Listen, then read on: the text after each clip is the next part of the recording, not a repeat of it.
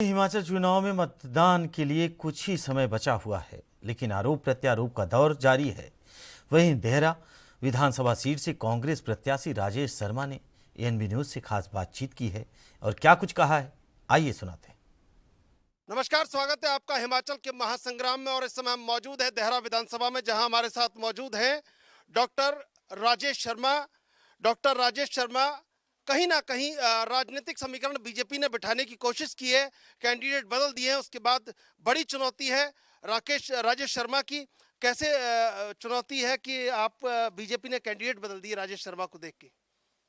ये तो मैं नहीं कह पाऊंगा कि जनता की आवाज़ को सुनते हुए बीजेपी ने सोचा कि क्योंकि हमारे ध्वाला जी बड़े आदरणीय नेता हैं, हमारे में पिताजी के मित्र भी हैं, तो बीजेपी ने एक साजिश के तहत उनको ज्वाला से निकाल के देहरा में भेजा है कि बीजेपी उनको ख़त्म करना चाहती है। पर हमारे आदरणीय सम्मानित हैं, हमारी लड़ाई व्यक्ति विशेष से नहीं है, हमारी लड़ाई विचारधारा की है और हम लड़ेंगे देहरा की जनता के लिए, उनके इश्यूज़ के लिए।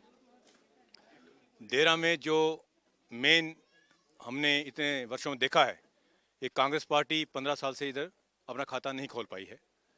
इस वक्त जनता की आवाज़ है कि एक समाज सेवक को, एक डॉक्टर को, एक जो मिलनसार आदमी उसको टिकट दी गई है, तो देहरा की जनता जो है युवाओं के भविष्य के लिए, जो यूथ है उसके भविष्य के लिए, मैं समझता हूँ कांग्रेस पार्टी के पक्ष में मतदान करेगी और रिकॉर्ड मार्जिन से जीत होगी। क्योंकि मेरा जो ध्येय है, मैं 2 ध्येय लेके चला हूँ। कांग्रेस पार्टी के घोषणा पत्र में तो सभी चीज़ें शामिल हैं कि ओपीएस की बहाली करेंगे, बेरोजगारों को रोजगार देंगे, 300 यूनिट बिजली मुफ्त देंगे, महिलाओं को 1500 रुपया पर महीना देंगे। पर मेरा विज़न जो है एक विधायक के तौर पे ये रहेगा कि देहरा में मैं शिक्षा और रोज़गार पे फोकस करूँगा। 2 चीज़ों फोकस करेंगे, शिक्षा और रोज़गार। शिक्षा के लिए हमारे पास सेंट्रल यूनिवर्सिटी सौगात 2009 में मनमोहन सिंह जी ने दी थी, वो धरातल पे नहीं उतरी है। मैं पूरी भरपूर कोशिश करूँगा कि जनता के सहयोग से सेंट्रल यूनिवर्सिटी खुलाई जाए और उससे रोज़गार भी मिले और रोज़गार के लिए बड़े उद्योग भी स्थापित किए जाएंगे देहरा में, जिससे हमारे बच्चों को नौकरी के लिए देहरा बस्सी या नालागढ़ ना जाना पड़े। उनको घर के पास 10-20 हज़ार रुपया मिलेगा पे का, तो नालागढ़ बद्दी के 50-60 हज़ार के बराबर होगा।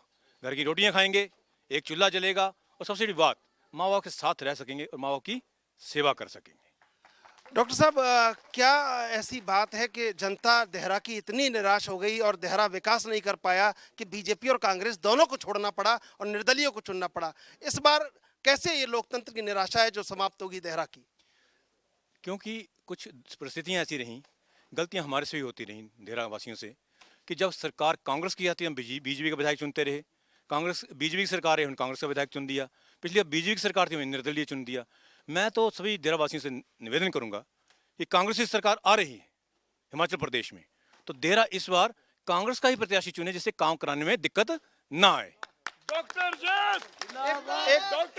एक बड़ा मुद्दा पौंग बांध का है। पौंग बांध का जो विकास है वो उतना नहीं हो पाया और उनके विस्थापितों की समस्या है वो भी पूर्ण रूपेण हल नहीं हो पाई। तो क्या ये बड़ा एजेंडा नहीं है कि देहरा में ये भी होना चाहिए? बिल्कुल होना चाहिए। ये टीस तो वही जानता है जिसका घर उजड़ता है। हम भी अपना घर छोड़ के आए, रोजी रोटी चक्कर में लोहारा से कांगड़ा गए थे, तो जिसका घर उजड़ता है उसको इस चीज़ का पता होता है। नेता ये पता है क्यों नहीं समझ पाते हैं कि घर उजड़ना सबसे बड़ा उजाड़ होता है। जितनी मर्जी आप सुविधाएं दे दीजिए, द्वार से घर बसाना बहुत मुश्किल होता है। पोंग डैम विस्थापितों की समस्या हम जानते हैं, पर इस सेंटर के साथ स्टेट मिलकर हम इसको हल करने की पूरी कोशिश करेंगे। कांगड़ा की ये सीट हॉट सीट बनी हुई है। बीजेपी ने कैंडिडेट बदला है। अब ऐसे में देखना होगा कि डॉक्टर राजेश शर्मा इस चुनौती को कैसे पार करते हैं और जनता इस बार किसको चुनती है। कैमरा पर्सन संदीप सिंह के साथ मैं चंद्रशेखर, एएनबी न्यूज, देहरा विधानसभा।